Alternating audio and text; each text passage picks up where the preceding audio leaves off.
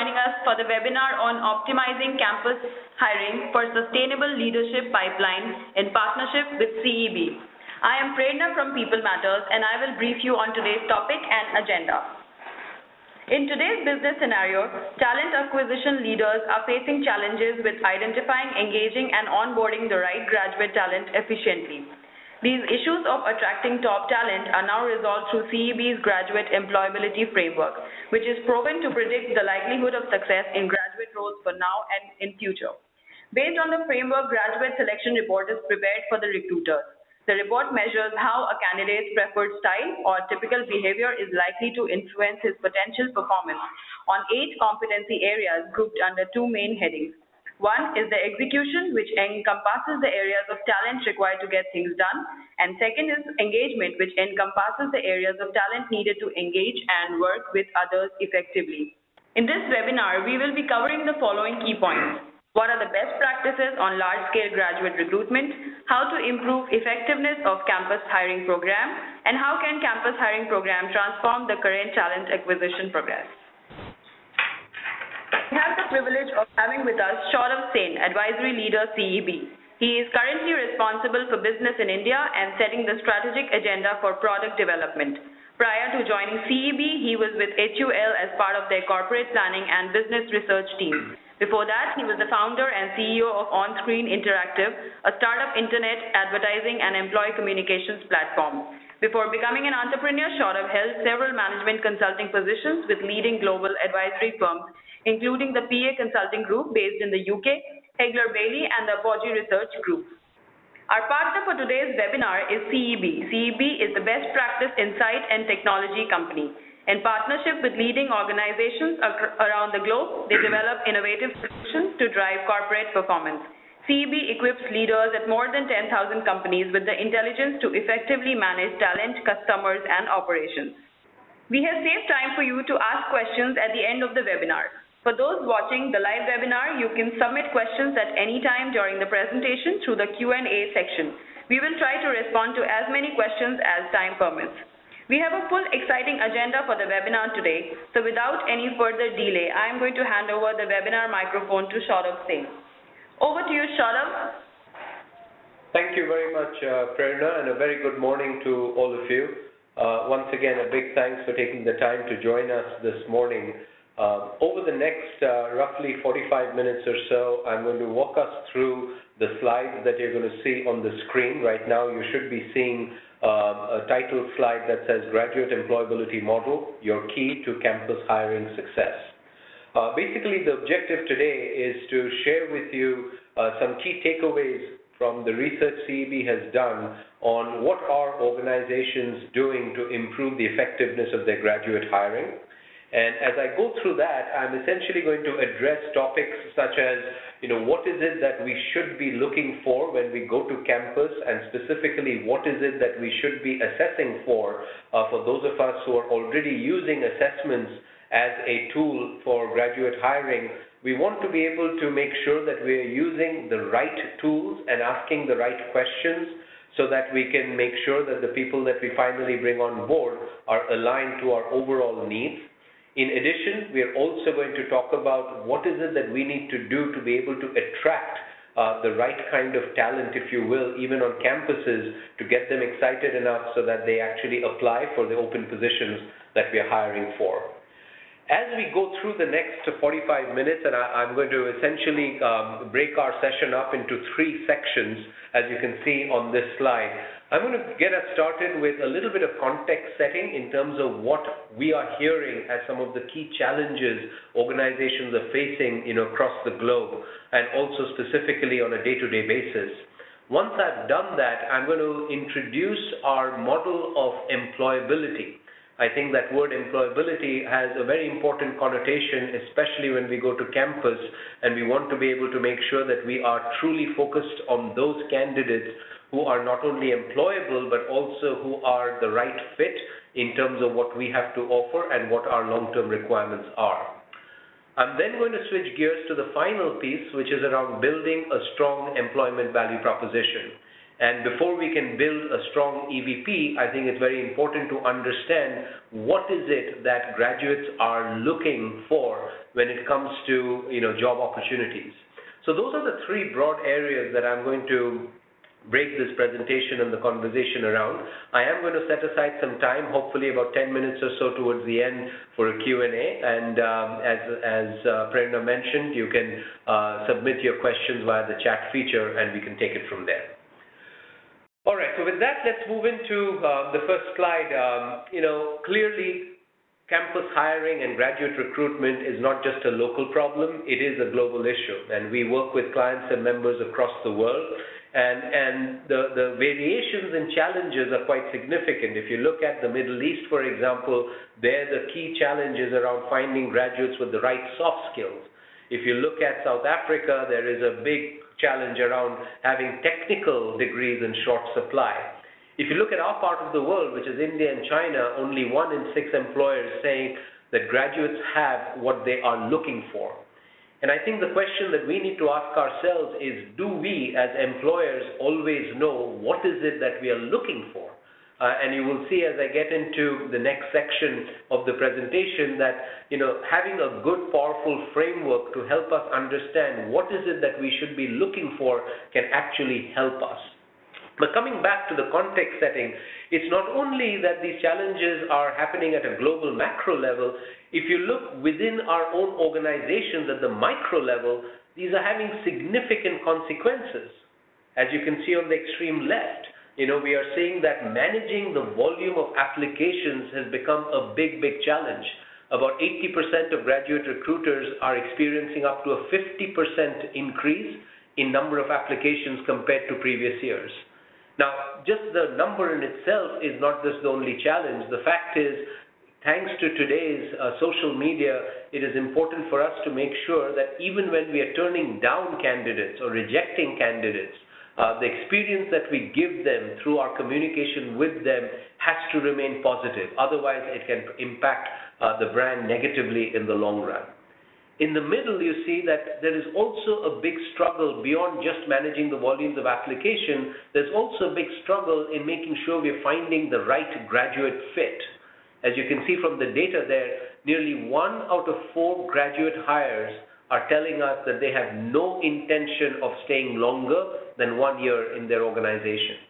And here again, if you think about this, this is something that we need to be able to address right up front, because if we don't, then once the year goes by, you're literally back to the drawing board. We have to start your recruiting process all over again, because a lot of people that you were able to bring on board, unfortunately, have decided to move on because they don't see the fit between what they thought they would want and what is it that we, from an organizational standpoint, can offer them. And finally, on the extreme right, while I know it seems a little bit of a stretch to look at campus hiring and connect it with leadership, the key opportunity remains that we have an opportunity to bring the right people who at least have early signs of being strong leaders in the future.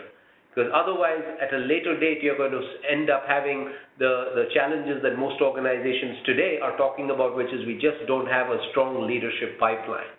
And I think if you start looking at leadership potential very late into the process, you're bound to run into problems like this. And I think campus hiring, although at the surface level it seems really, really too early, we believe, and our research shows that there are ways to identify certain indicators of whether or not the person or the people you're bringing on board from campuses actually can convert into strong leaders in the future.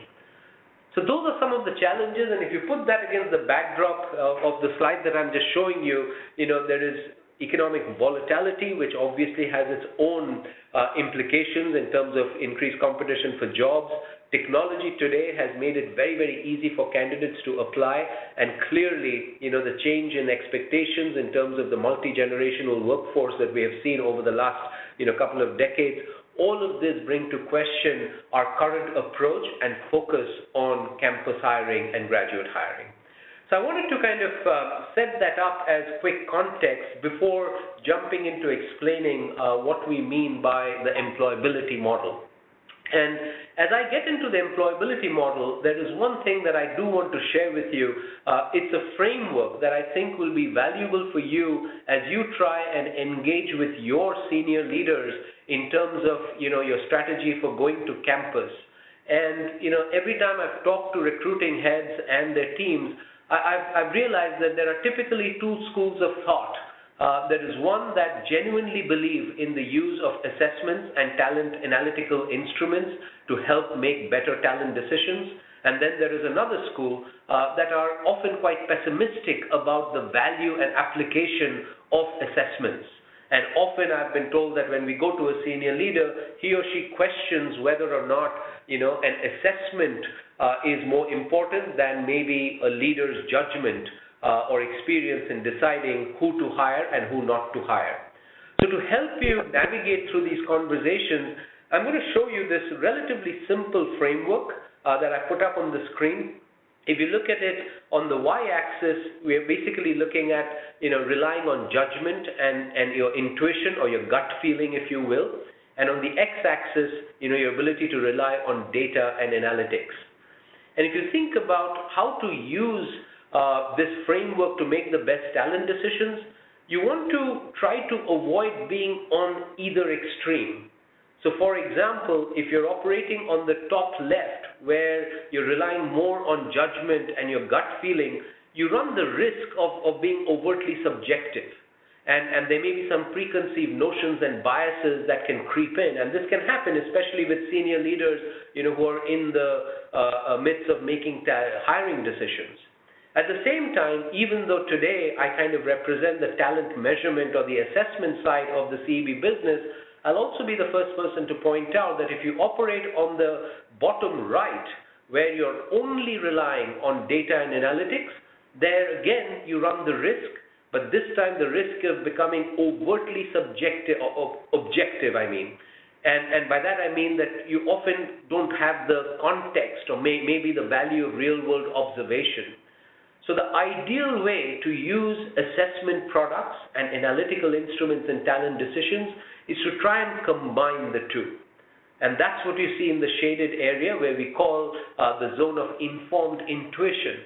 And the reason why I find this powerful is because this allows you to go to your leadership teams and tell them, look, we are not discounting your experience and your judgment. But at the same time, we believe there is merit to be able to validate some of the judgment or their experience and gut feel that we have about candidates by using some objective measures and analytical instruments. So for those of you who are trying to get your organizations to perhaps have a more open mind to looking at analytical instruments, you might be able to benefit from using such a framework in your conversations as you look at your upcoming campus hiring plans. Beyond that, I also want to point your attention to this next slide where, there is tremendous focus on metrics these days. And what I want to be able to point out is there is a big difference between process metrics versus outcome metrics. And you will, as you eyeball the metrics that we have listed here, especially those in the middle and maybe on the higher end of the slide, they tend to be, typically process metrics. But where we need to draw our attention to is perhaps towards the bottom end, where you're looking at stuff like time to productivity, hiring manager satisfaction, new hire performance. Because at the end of the day, more than the process metrics, which is actually an internal metric that HR and recruiting departments need, the real value is when you have powerful outcome metrics that you're being able to deliver against. So I just wanted to make sure that as you have your own dashboards, ask yourself how many of the metrics in those dashboards are truly process metrics versus outcome metrics. And if you have to choose in terms of focus, I would urge you to consider the latter because that is what your stakeholders are truly looking for. So keep a couple of these things in mind as we get into the graduate employability model and the implications of it. So let's talk about the employability model. And as I do that, I'm going to put up this slide, right? We often say that we can't find what we are looking for when we go to campus. But if you look at what I've just put up, this is essentially the top 10 key attributes or skills, if you will, that employers look for when they go to campus. Okay, this has been compiled by the National Association for Colleges and Employers. And if you look at it, what they've done essentially is they've taken thousands of job descriptions on job ads on campuses, and they've distilled out the top 10 things that employers typically look for. What's interesting about this is that several of these you simply cannot assess through our traditional use of cognitive or quantitative assessment tools.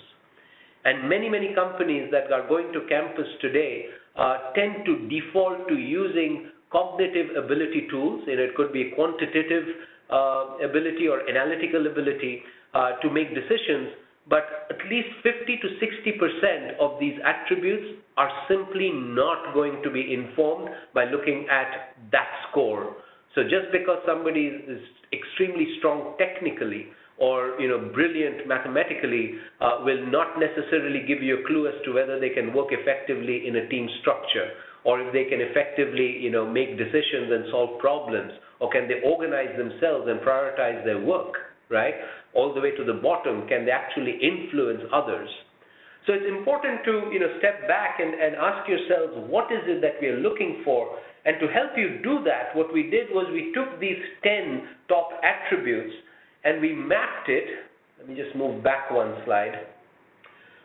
We mapped it onto the Universal Competency Framework, which is a framework that CEB's SHL Talent Measurement team has been using for several decades, to be able to classify those top 10 attributes into one of two buckets, which is on the extreme right, either engage or execute. And in the next slide, it will become very clear why we have done that. But just to make sure you understand how we went about this, we looked at the top 10 key attributes. We looked at the Universal Competency Framework that has been built by SHL using competency frameworks from hundreds of companies over the last several years. And we said if we were to apply these attributes against the Universal Competency Framework behaviors, then, there are two broad areas that we could classify them under, one of them being execute and the other being engage. And the reason we did that is because we believe at the end of the day, there are really two fundamental things that we want out of the graduates that we bring on to our organization. The first is the question, can they get things done? In other words, can they execute? And second, and often something that we tend to overlook, is can they bring other people along with them? In other words, can they work effectively with others? And this, in a sense, forms the basis of our employability model. That you've got to be able to find talent, especially when you're going to campuses, that not only can get things done, the execute-related attributes, the 4 that you see highlighted on the top right of the page, but you've got to push that and go beyond and ask yourself whether or not they can work effectively with others, which is all around the engage bucket. And this is important because we often tend to focus only on the top, which is execute ability, and then later on we wonder why we are not being able to get our staff to adapt more effectively, or to communicate in a better way, or to be able to work more effectively and collaborate with people so that what they're working on, they may have the best ideas, they may be fundamentally extraordinarily brilliant, but if those ideas cannot be communicated, if they cannot collaborate effectively with others, even the smartest graduate student can end up being a big liability for us in an organization. So this is the overall kind of framework that I'd urge all of you to keep in mind when you ask yourself the question as you ready yourselves to go to campus, that what is your model in terms of the things that you're looking for? And while you can choose from hundreds of different attributes, I think the power of this model is that it simplifies it to two core sets of attributes, execute and engage. Now, I'm sure some of you will be wondering, how do you then start applying this? It's easy to create this two kind of a framework, but how do you apply it? So let's go ahead and use the execute and engage in this kind of a framework and then show you what the implications are. So what I put up here on slide number 13 is a relatively simple 2x2 matrix. As you can see on the vertical side, we've got execute, and on the horizontal axis, we have engage. Not surprisingly, we all want to find people who are on that top right box, which is colored or with a border, a dark blue border. So people or students in that box, what we are essentially saying, those are students who are great at both execute-related attributes as well as engage-related attributes. So no surprise at all that that's what we ideally want. We want people who can not only get things done, but can also effectively work and collaborate with others to make sure that whatever it is that they're contributing is being used and applied across the organization. Okay? If you look at the extreme diagonal on the bottom left, the people in that box, which is kind of a light blue, that's a concern area, because these are people who are struggling against both sets of attributes, whether it be execute or it be engage. However, if you look at the off diagonals, right, those are the ones that are highlighted in orange or yellow. These are people who are not necessarily strong at both, but they're also not weak at both. They happen to be strong at either engage or execute. So if you imagine, going to campus and being able to look at, the student population that you've attracted to be interested in your organization, imagine your ability to be able to place them on these 4 boxes. And as you place them on these 4 boxes, I'm sure the question that would be popping up in your mind is there evidence to show that people belonging to the top right box are truly effective in terms of, once they come on board, do they really have the potential to be high performers? And that's what we did in our analysis. We analyzed over 200,000 plus assessment outputs, if you will, and we discovered what I've shown you on the right-hand side of the slide. What we are looking at, and the way to interpret this, is relative to those people who are on the bottom left, which is the group that needs to improve on both execute and engage. Those who are on the top right of this matrix are 4.4 times more likely to actually end up being a top performer in your organization. That's pretty powerful. And again, not surprising, because remember, these are the people who are, based on the assessment outcomes, are indicating that they actually are strong at both execute and engage related attributes. So no surprise that they are the ones who have the highest likelihood relative to those on the bottom left of actually being a high performer or a top performer. Now, I don't want you to ignore the off diagonals, the ones within the orange boxes, because those numbers actually are not too bad. So if you look at those who are very strong at execute, but not necessarily as strong and in terms of engage attributes, they're about 2.9 times more likely relative to that bottom left to be a top performer. And similarly, those who are very strong at engage, perhaps not so strong in execute, are about 2.1 times more likely relative to the bottom left in terms of being a top performer.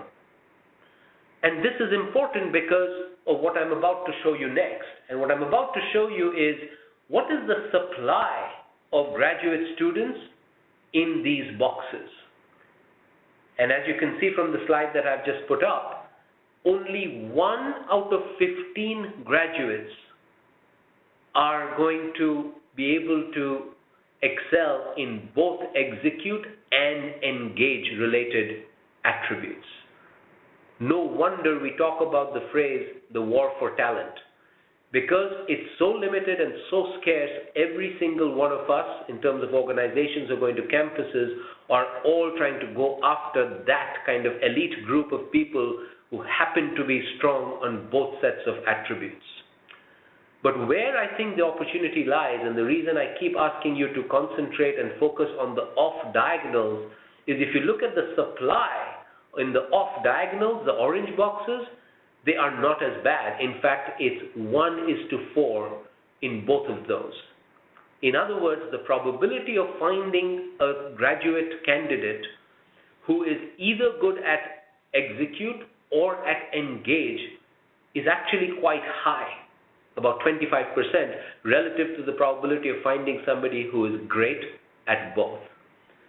And the key question is, do we want to ignore, everybody else except the top right box, knowing fully well that the supply in the top right box is so limited?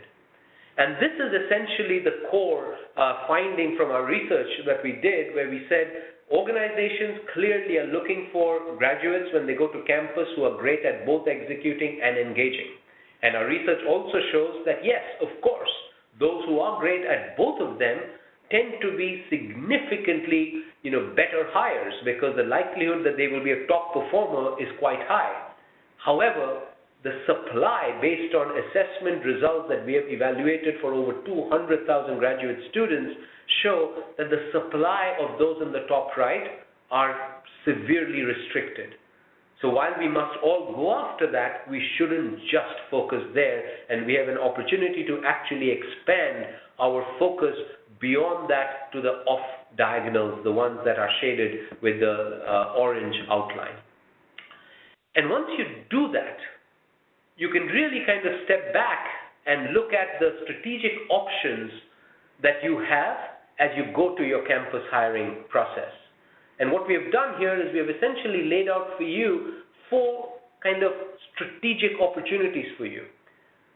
If you happen to be in a situation where you've got candidates in the top right box, you can really apply that buy kind of a strategy, which is essentially a plug-and-play strategy, right? For borrowing the term from technology, when you've got candidates who are great at both execute as well as engage, the risk that you're going to go wrong is much lower. So you essentially plug and play. You have the ability to buy that talent and put them to whatever application that you want to. However, if you look at the extreme diagonal opposite, there your only choice is to build, because these people are simply not strong in either of those 2 broad areas of execute and engage. But if you're on the off diagonals, you can actually apply the buy and build strategy, where you know specifically that when you're buying somebody who's strong in terms of execute capability, you can build some of their engage-related attributes. So it helps you partner closely with your learning and development teams as you go through your own onboarding and orientation programs to make sure that you're focused on bringing in candidates, knowing fully well that there are some areas that are extraordinarily strong at, but then there are certain gaps that you can actually close by using the build and buy strategy. Okay? So I just wanted to share that piece with you and then kind of walk you through what we are seeing as essentially a best practice application to large-scale campus hiring. And this is a schematic, and let me make sure that we all understand what's going on here. So if you look at the extreme left, even before we do any kind of assessments, it is important to first educate and attract candidates on campuses as to why they should even consider your organization. And increasingly, many of our clients across the globe are using, what we offer called the realistic job previews. These could be online, and they're primarily online, either on the company website or through other channels that they're using to kind of attract and educate. But once you've been able to do that, best-in-class companies are actually doing 2 types of assessments or filters, if you will. The first is sift out, which is indicated by the letter B, where they're essentially offering very, very quick, these take literally 15 to 20 minutes, scenario-based assessments to allow candidates to almost kind of evaluate themselves, and they're using it as a tool to sift out, in some cases 30, 40, maybe even 50, 60% of candidates that simply are not the right fit from an organizational standpoint. But once they've done that, they're actually using this graduate employability solution, where we refer to as Select In, which is indicated by the letter C, because this is where they're combining our personality as well as our cognitive ability assessment, which is the part of the graduate employability solution that we are working with many, many organizations with, to really help them select in, if you will, those candidates before deciding whether or not they want to deploy a candidate in a particular area, For example, if somebody's really strong at execute, good with numbers, maybe, they are put into more process-oriented analytical roles, whereas if somebody's really strong at engage attributes, the soft skills, perhaps they're put into more customer-facing roles or customer service roles. Now, what the graduate employability solution does is it actually helps organizations potentially reduce costs and investments when it comes to step D, which is validation. Okay, that's the part that we're referring to as offline. Because if you're just using a quantitative assessment, which is, let's say, an analytical instrument just to measure IQ, you are forced to bring in a whole bunch of candidates, and validate them through in-person interviews to try and understand their personality traits. And that is why if you use a combined approach, which the graduate employability framework is all about, you actually have the opportunity to do away with a pretty significant investment, which is all around bringing in, potentially dozens and in some cases hundreds of candidates in-house to do in-person interviews. And the power of using the select-in graduate employability is you could perhaps fast-track that and go from step B to C directly to step E, which is to deploy or to build, because you're going to end up having a report summary, like, for example, the one I've just put on the page. For each candidate, literally on a single page, you'll be able to see which are the attributes that they are strongest at, and which are the attributes that they need more development in. And based on outputs like this, you can either choose to go directly with a buy, which is a build, the plug and play approach, or you can go with the buy and build approach. But here, you know exactly what you're going to focus on when it comes to building the gaps that they currently have.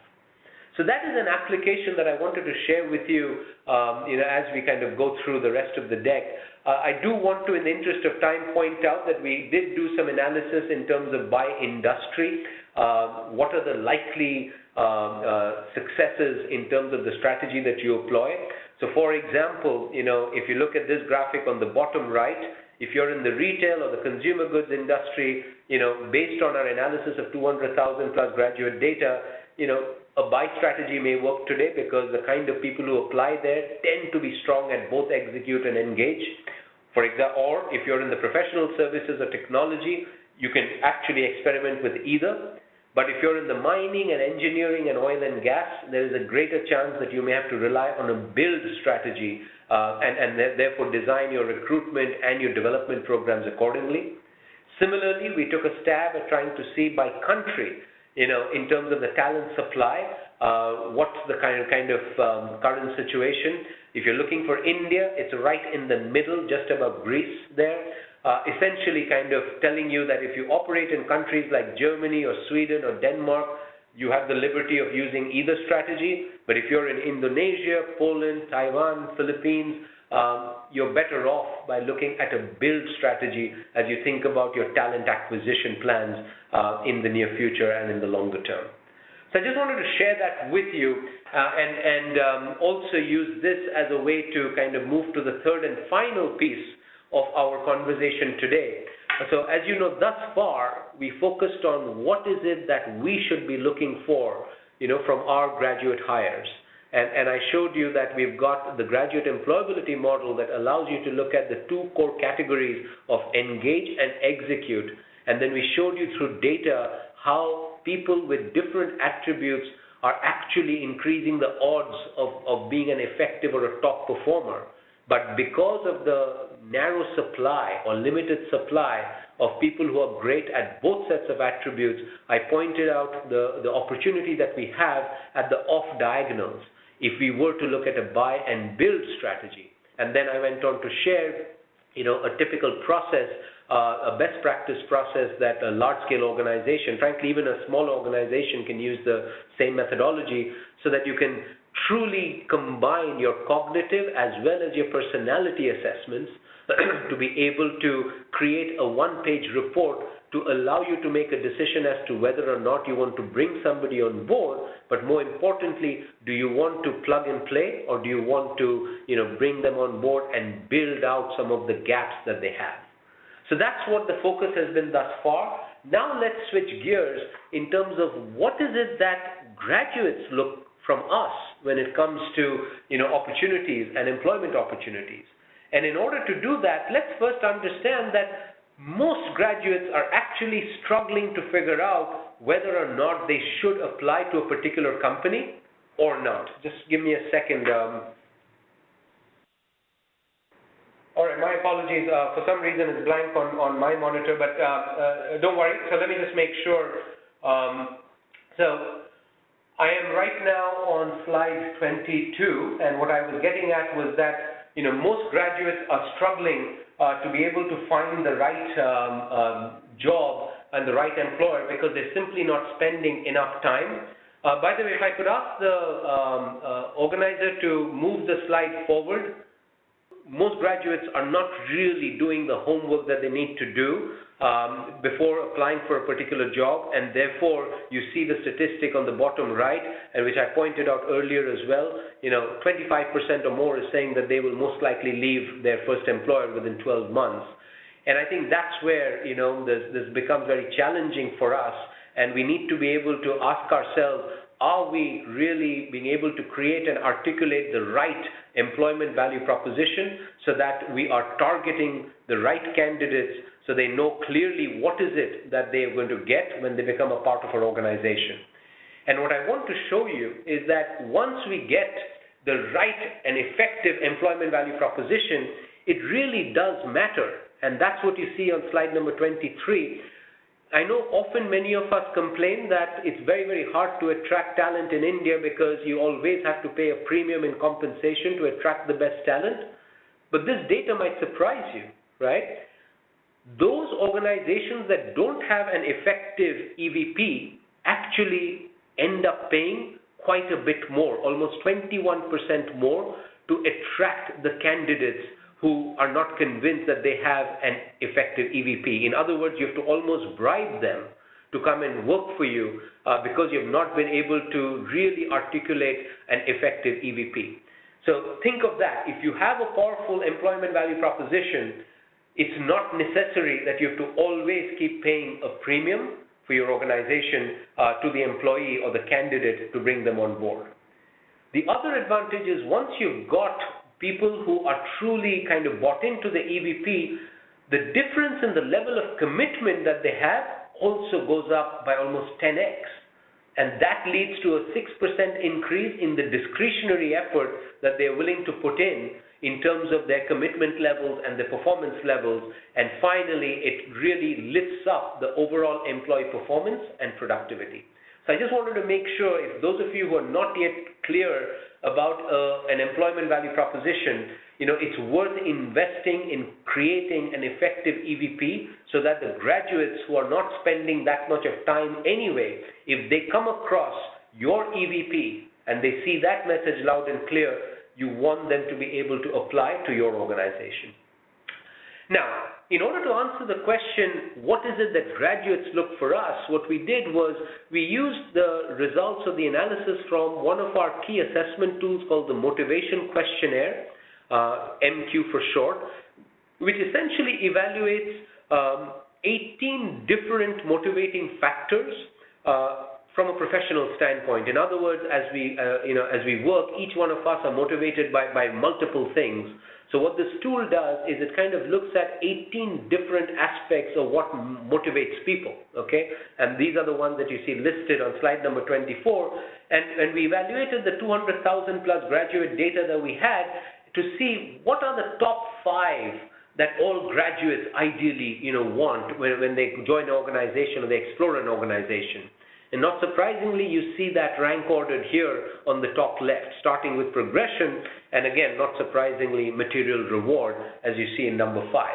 I want you to hold on to this for a minute because I'm going to come back to this slide again and compare this data, which is about all graduates, alongside the data for those who are good at both execute and engage related capabilities. In other words, the buy and build and the buy pool. So just hold your thought. But for now, let's take a quick look at how kind of what they want differ across geographies. And to just focus on Asia, in Asia, as you can see, compared to the global, status, competition, ease and security, commercial outlook, or if you will, the future and immersion seem to be kind of the top 5 things graduates here in this part of the world typically look for. But if we were to go back to that slide where I said, this is what all graduates are looking for out of those 18 factors, but how does this ranking compare when we look at those two groups? If you remember, if you look at the bottom right, I am now going to show you the group which is in dark blue, which is the good at both buy and build, as well as the group that is in yellow, which is good at either execute or at engage, but not both. And this is what you see. What's interesting is that material reward actually falls off significantly from these groups of people. So these are people who are either great at both engage and execute, or at least engage or execute. So it's one of the two or both. In their case, they are less motivated by material reward. Okay? Otherwise, if you look at the only other change that happens is recognition, which was factor number 4 on all graduates, also kind of drops out of the top 5. And the reason I point our attention to this is, people who are inherently good at either both execute or engage, or at both simultaneously, realize that things like recognition and material rewards are lag variables. Okay, that's not what they join a company for. They know that they're good at being able to drive things and work effectively with people, and they realize that rewards and recognition will naturally follow.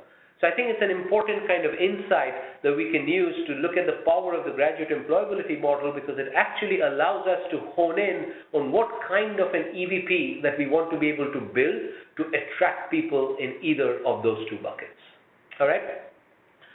So as I wrap up, I did want to share with you an opportunity that we all have from a recruiting function, and that is to really kind of go beyond the transactional focus that we have typically been drawn towards into asking ourselves, what the questions that you see on the top left there, both keeping the stakeholder perspective in mind as well as the time horizon in mind.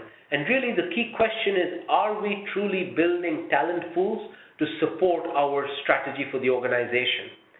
If you look at what the CEOs are telling us on the extreme right there, 67% of CEOs are telling us they really want a lot more insight, to inform their talent decisions, their investment decisions. And this is where we see a big opportunity for what we refer to as the rise of the talent advisor. As opposed to just labeling ourselves as the recruiter, I think we have the opportunity to kind of step back, look at frameworks. For example, this graduate employability model, look at this framework, ask ourselves, which of the 4 strategic recruiting spaces do we want to be a part of? Should we just be in the buy box? Should we be in the buy and build boxes? Or should we just be in the build box, given the industry we operate in, the market maturity that we are in, and obviously the supply of talent that is there on campuses? And once we have that, we can inform our stakeholders and our senior leaders and guide them towards making the right decisions by making sure they understand that there will be situations where we can plug and play with talent, but there'll also be situations where we have to buy and build talent to prepare them for the longer run requirements from an organizational standpoint. So as I wrap up and pull up for questions, I want to leave you with some of the key conclusions that we came up with in our talent report. I've already alluded to some of these. For example, number 3, focus on measuring the outcomes and not just the processes. While process measurement is important, it is a myopic measure, and it really doesn't indicate whether or not our end stakeholders are happy with what we, from a talent recruitment standpoint, are truly being able to do. Number 4, understand the talent space that you occupy today and ask yourself, is that the space that you want to remain in? Do you happen to be in certain campuses where the type of talent or industries, the type of talent that naturally apply are good at only engage or only execute related capabilities, or both? And depending on what you find out, is there a need for you to change the space that you want to occupy and be known for? If you look at number 7, review your employment value proposition. I've showed you through our data that having the right employment value proposition can significantly reduce the premium that you need to pay to attract the right talent. And in order to make sure that you are actually being able to attract the right people, you've got to be able to articulate what is it that you can offer. And a great way of doing that is to really dig deeper into some of the motivators, or what are the things that graduates are looking for in different parts of the world, as well as specifically in the different types of talent clusters that I showed you in a couple of slides ago. And finally, make sure that you're doing everything possible to deliver talent insights to your stakeholders, because they are not going to be in the same position as you to have a bird's eye view in terms of the talent supply, in terms of the employability capabilities that graduates will have. And it's really up to you to be able to take, whether it's this framework or a similar framework that you may already have, and try and educate and teach your stakeholders about why they should focus on certain type of talent, what are the trade-offs in the near term, so that you get the right talent in the mid to longer term. So I wanted to kind of pause here and turn this floor back to Prerna so that she can perhaps open it up and pick up some of the questions that have been asked. But at this point, I hope you've got a good overview in terms of what is it that our research found. And at the highest level, we believe that our ability to clearly distill what is it that we are looking for before we jump and run into campuses, to take a really clear sense of the fact that we've got to go beyond just cognitive ability and take a more holistic approach when we are bringing on graduate talent, which is a combination of cognitive and personality assessment. Once we have done that, to actually make sure that we have a very powerful employment value proposition, so we are attracting the right talent who are truly interested and motivated by what we have to offer, and then use a combination of that to inform our stakeholders and kind of rise beyond the transactional stuff that we do on a day-to-day basis and become more of talent advisors as we move forward. So with that, Prerna, let me kind of turn this back to you and ask you to let me know what questions you want me to address. Yes, thank you so much, Shaurav, for such an insightful session that you did on campus hiring program and graduate employability solutions. It was a great learning for all of us. We have received quite a few questions, and we'll try to take as many as possible. The first question that we received is from Shashwat Mitra. It is the potential of leadership material from the campus hires varies. So what matters, technical leadership or management leadership? What are your comments? Yeah, look, we have always maintained, if you look at the leadership framework that CEB has focused on, and when we have combined this with the SHL talent measurement data, is, you need really 3 broad categories of competencies, and it's not as simple as technical versus management. It is essentially 3 things. One is, we believe you need a transactional competency set, right? These are kind of the execution attributes that I alluded to in one of my earlier slides. So, the can they keep the business running? So that's kind of your transactional competencies. You also need transformational competencies. In other words, are they creative? Are they forward-thinking? Do they have the ability to conceptualize? So that's kind of the second category. And the third, in our most recent research, we have discovered that you also need network leadership competencies, which is all about collaborating effectively, with others. So when you go to the campus level, yes, given that this is campus level and graduate hiring, your ability to do justice to all 3 assessments equally, I think, is going to be difficult. But at a minimum, you can actually use a combination of personality and cognitive assessments to be able to get a sense of whether or not your graduates are exhibiting tendencies to have transactional capabilities, transformational capabilities, as well as the network and collaborative capabilities that we need. Prerna, once again, the screen is not clear here, but go ahead. The screen is clear to the attendees, I think. Yeah. That's okay, but you can go ahead. I'm not. It could be a problem on my end, but please go ahead. Okay, I'll go ahead with the second question. The second question is from Amol. How similar or different are the models of employability for higher levels of hiring? That's a great question. At its most simplistic level, if you think about it, this can apply equally well for not only graduate but also entry and mid-level. Okay, because at the end of the day, if you just go back to that slide where I'd identified the execute and engage, it is a set of attributes that literally across the board employees have to be able to demonstrate. Ability to execute, in other words, get things done, and ability to engage. Perhaps as you get to more senior levels, in terms of pure leadership levels, there the weightage is going to be a lot more with engage, which is around collaboration and effectively working, and perhaps less to do in terms of pure execution, but obviously it's never going to be zero. So I think you raise an important point that this model, and I would actually encourage you to think of using a similar model as broad-based as you can, because that will allow alignment in terms of the kinds of employees that you're bringing on at the graduate or campus level, and give them a career path and show them evolution in your organization, at least through middle management and even early senior management. Thank you, Shaurav. We'll take the third question now. It is from Dipali, who has asked, you have put engineering in build box and professional service in buy box. How do you differ? Yeah, and I'm referring, I believe you're referring to, I'm going to try and pull this up.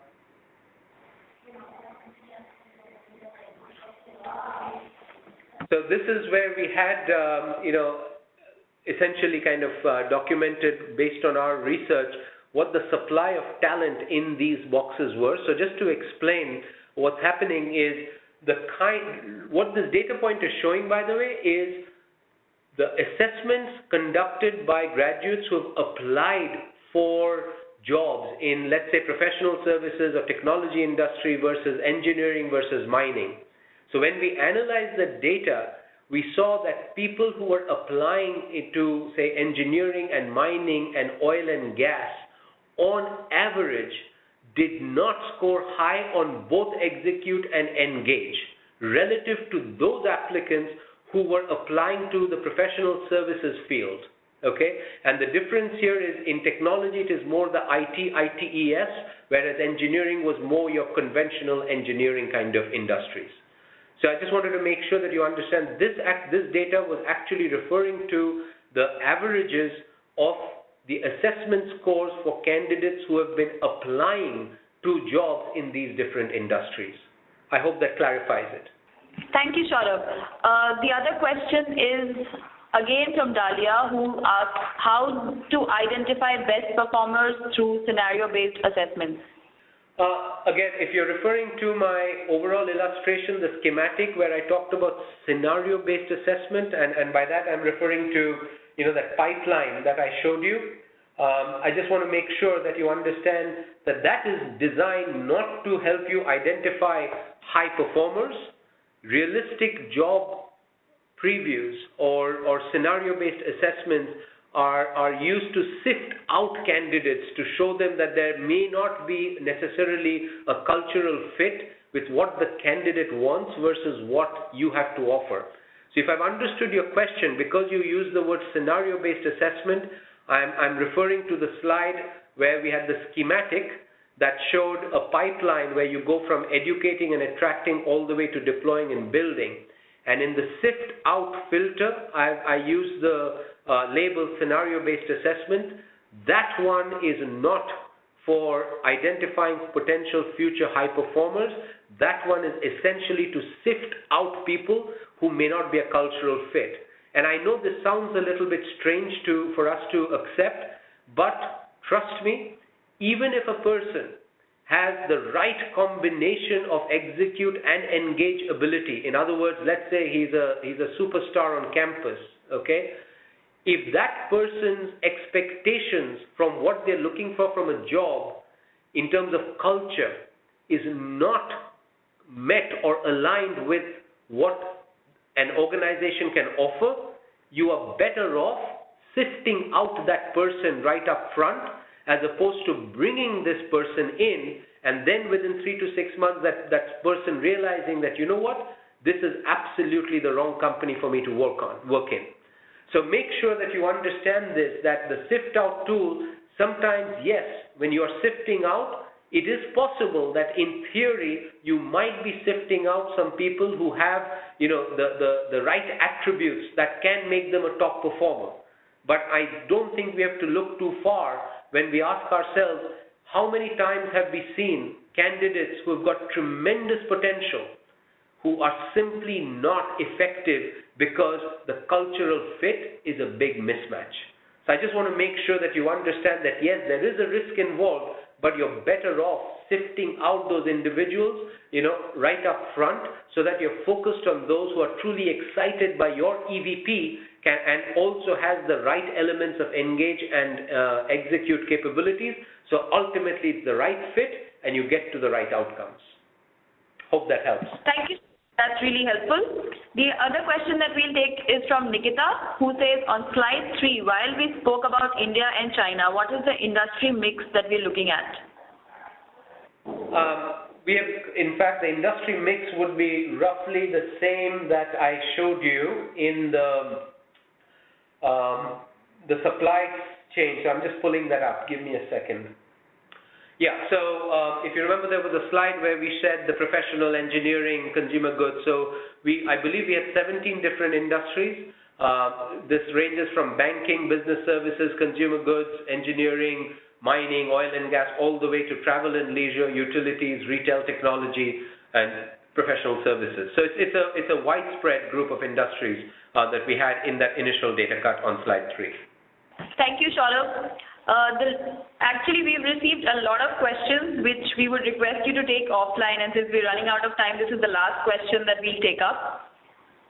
This is from Amor, who says, since cost and investment is the biggest concern, how does graduate employability solutions resolve that?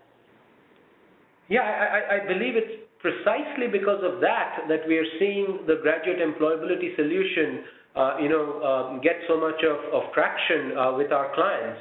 Because if you think about it, Amog, in terms of the traditional approach, what are we doing? We go to campuses, and especially on a large-scale hiring, we'll have, perhaps a couple of hundred, maybe at least 100 plus, in some cases obviously goes into thousands, of people take a cognitive ability assessment, right? And that might be measuring, your quantitative capability. How good are you in solving GMAT or quantitative questions?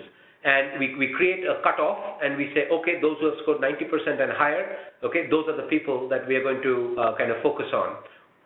What happens then? You have no clue as to whether or not they're going to be able to work effectively with others. In other words, the engage-related capabilities and attributes.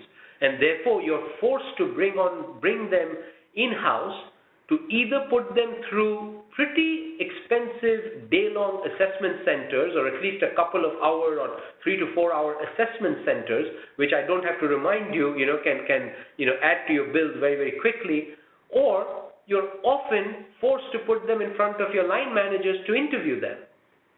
And if you talk to line managers, often one of the things you're going to hear is that, wait a minute, why was this candidate even brought in front of me? Yeah, he or she might have the best, IQ, but he or she simply couldn't convince me that they could work effectively in a team. Okay?